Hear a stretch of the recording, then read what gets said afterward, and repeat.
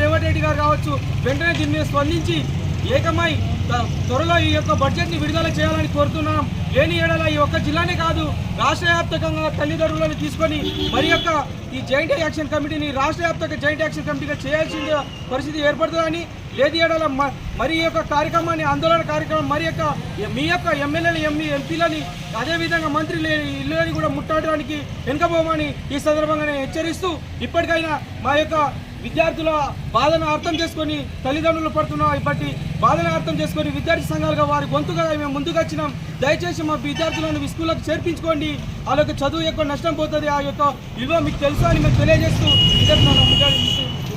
ఇప్పుడు పీడిఎస్యుఎస్ నాయకులు బాలరాజు మాట్లాడాల్సిందిగా కోరుతున్నారు.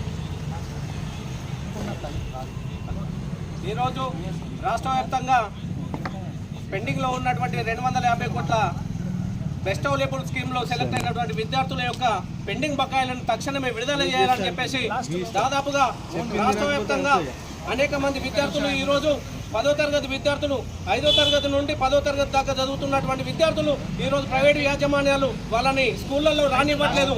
ఈ ఫండ్స్ దాదాపు 4 సంవత్సరాలుగా పెండింగ్లో ఉండడం ప్రైవేట్ యాజమాన్యాలకు తలమానిక భారంగా మారడంతో